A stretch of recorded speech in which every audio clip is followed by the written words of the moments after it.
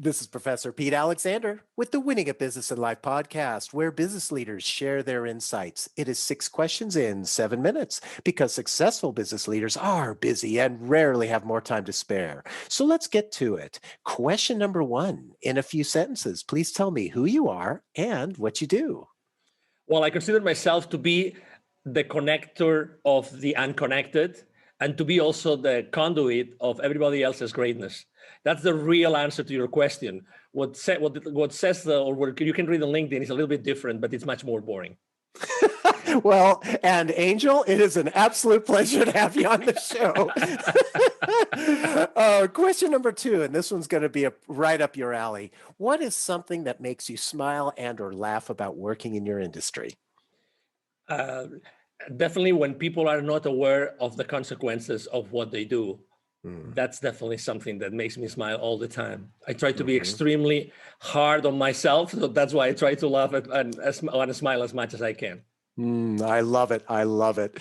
Question number 3. I have a fictitious book with all the answers for business. What chapter would you think most companies should read? Well, it would probably be chapter number 13, because it's that level in the hotels, excuse me, I had the lapsus right now. So what I'm trying to say is that there's always a chapter that nobody wants to read. When you're trying to go to a specific floor and the hotels don't have the floor number 13, right? It'll be definitely number 13. And that one is definitely the one that talks about being humble enough to be the right leader for your team. I like that a lot. And it's the way that you position that as the chapter that people don't want to read. It really is, because there's a reason that they don't. Maybe there's fear or whatever it happens to be. And, and so you really raise a great point there. Thank you for that. Absolutely. Question number 4, other than the generic work harder, have a great attitude, and care for customers, what advice or insight would you give to other business leaders? Well, that's my mantra. So it's going to be an easy one. It's take imperfect action now. Take imperfect action now. I think that we are actually raised, we grow up being too hard on ourselves, as I said before, and we have to take too many precautions in order to do something and to show this to the world. I think that to be successful, you have to start literally showing your products, your services, who you really are on a very blunt, genuine way to the world.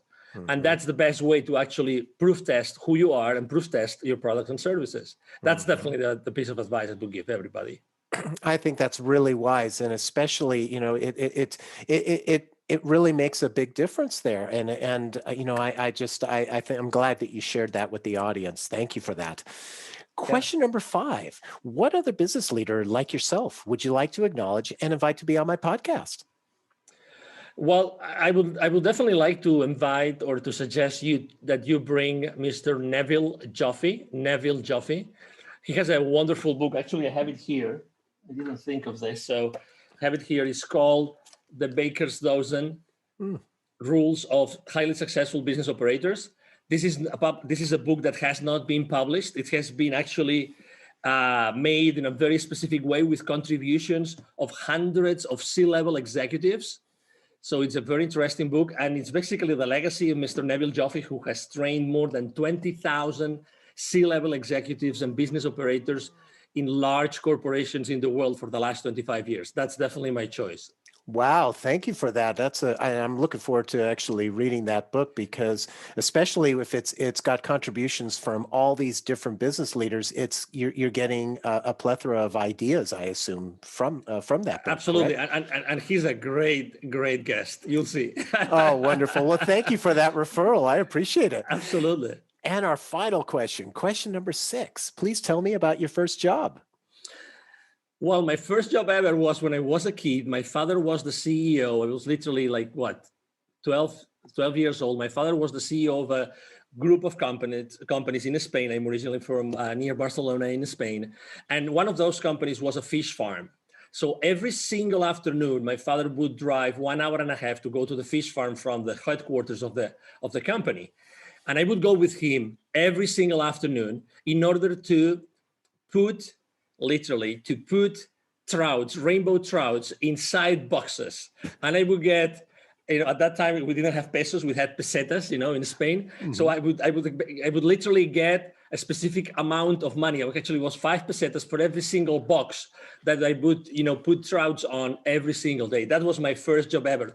Was I not so happy with that money that summer? Oh my God. And I'm trying to picture this because the rainbow trout and when by putting the trout in there, so were you using were you just picking them up with your hands and putting So them in the basically, there box? would be this big container, Uh-huh. dumping all those trouts, already dead trouts, Mm-hmm. onto this big, massive, stainless steel table, and then there will be many, many people around the table with these, white boxes that they keep that Mm-hmm. they isolate the temperature, right? So we Mm-hmm. would put the trouts, sideways, Mm-hmm. so that I think it was like 22, 23 trouts per box. Again, Wow. I boxed so many trouts, right? And then, I would take them to a place, they would weigh them, and then they would put additional trouts, or they would take trouts out of them. It would be 5 kilos per box. Oh my God. I think it's Wow. the first time ever I explained this story to anybody. Well, I love Honestly, it. honestly.